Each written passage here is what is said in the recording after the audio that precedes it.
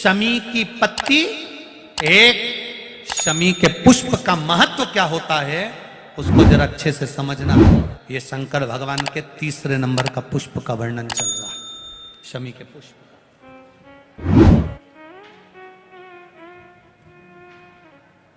पहला वाला कौन सा था? पारिजात।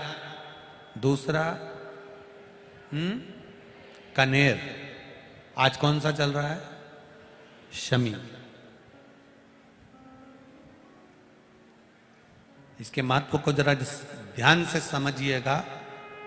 यहां तक शमी के फूल का महत्व कहा गया है, कोई 24 घंटे भी अगर मदिरा में डूबा रहता है, नशे में डूबा रहता है, चाहे वो मदिरा का नशा हो, चाहे वो किसी चीज का भी नशा हो, उस तक के लिए शमी का पुष्प बड़ा कारगर बन जाता है। शिव जी को बस कहां चढ़ाना है और उसका प्रयोग कैसे करना है वहां तक लाभ कर जाता है हमारा। कितना भी मदिरा में डूबा व्यक्ति, वहां तक के लिए ये शमी का पुष्प और शमी की पत्ती कारगर।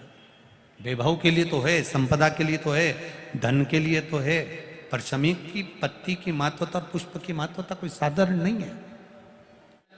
शमी 3 देवताओं को सबसे ज्यादा प्रिय है। पहला देवाधिदेव महादेव, दूसरा शनि महाराज, तीसरा श्री गणेश जी महाराज। श्री गणेश जी महाराज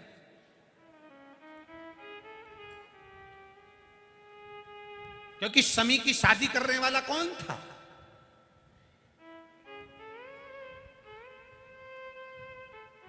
कौन इनको विवाह करे? अभी आगे आप कथा में सुनेंगे, शमी और मंदार की कथा जब आएगी, शमी और आकड़े के फूल की, सफेद फूल, नीला फूल, गुलाबी फूल आकड़े का जो होता है, मंदार का होता है, उसका वर्णन जब आएगा आप उसमें श्रवण करेंगे।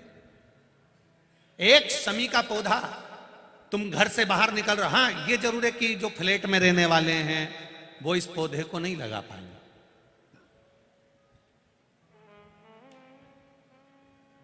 क्योंकि जब दरवाजे से निकलते हैं तो अंदर गच्ची होती है, गैलरी होती है, तो कैसे लगाएं घर के बाहर। हाँ, आप डायरेक्ट निकल रहे हैं और आपका पौधा घर के बाहर लगा हो तो बात दूसरी। छोटा सा गमले में, ज्यादा बड़ा नहीं, छोटा सा। ज्यादा बड़ा हो जाए तो उसको कहीं और लगवा दो, छोटा।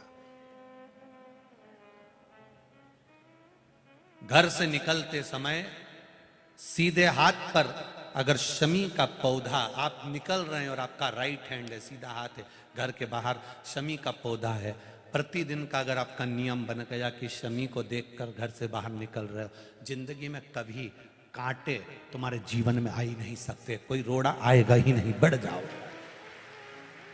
यही रह गया। शमी में शनि भी है, शमी में गणेश भी और शमी में शिव भी है। कल एक कथा चल रही थी, आज राजा रघु देवाधिदेव महादेव की आराधना कर कर जाने लगे। जैसे ही जाने लगे, जाते जाते राजा रघु बस आगे बढ़े ही थे और बढ़ते ही धर्म पत्नी ने राजा रघु के हाथ में एक शमी का पत्र दे दिया, एक शमी का पुष्प जिसका कलर नीला था, गुलाबी था, वो पुष्प शमी का राजा रघु के हाथ में दिया। रघु ने वो पुष्प देवाधिदेव महादेव को समर्पित किया और इंद्र के लिए जाने की तैयारी करी। इतनी देर में तो इंद्र के पास पहुंचे ही नहीं, इंद्र स्वयं राजा रघु के पास आकर खड़ा हो गया। स्वयं 14 करोड़ सोने की मुद्रा का विषय नहीं है, तो चिंता मत कर। तूने जब एक शमी का पुष्प देवाधिदेव महादेव को समर्पित करा है तो उसका बल इतना है कि 14 करोड़ सोने की मुद्रा तो इंद्र को देना ही पड़ती है। एक पुष्प यदि देवाधिदेव महादेव को शमी का भूल से भी चढ़ जाता है तो उसका जो लाभ है, उसका जो फल है, उसका जो आनंद है, उसका जो एक आशीर्वाद है, वो 14 करोड़ स्वर्ण मुद्रा के बराबर होता है।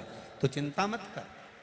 भगवान इंद्र ने उसी समय कुबेर को बुलाया, शमी के वृक्ष पर उसको बिठाया और बिठाकर शमी के वृक्ष से 14 करोड़ शमी के वृक्ष से स्वर्ण मुद्राएं प्रदान करवाई। वो स्वर्ण मुद्रा 14 करोड़ जब प्राप्त हुई तो कोस को दी गई। कोस ब्राह्मण ने उन मुद्राओं को ले जाकर वरतंतु ऋषि को दिया। वरतंतु ने वो मुद्रा पाकर पुनः राजा रघु को प्रदान कर दिया। राजन, मुझे तो केवल इस शमी की महत्वता को जानना था, इसलिए मैंने ये लीला रची थी। आपसे निवेदन है, जिंदगी में प्रयास करना, जब जब कहीं ऐसा तुम्हें महसूस होने लगे, जब जब तुम्हें ऐसा लगने लगे, ऐसा लगे आपको, ये शमी का पुष्प है। भूल से भी एक शमी का पुष्प भी अगर भूल से भी देवादिदेव महादेव को समर्पित हो जाता है, शंकर भगवान को भूल वश भी चढ़ जाता है, तो व्यक्ति खड्डे में नहीं गिरता, अगर गिर भी गया तो उबर कर वापस बाहर आ जाता है। धन वैभव संपदा में शमी पुष्प की बड़ी महत्वता, बड़ी। सब्सक्राइब कीजिए हमारे चैनल को और बेल आइकन को दबाइए हमारी लेटेस्ट वीडियो सबसे पहले देखने के लिए।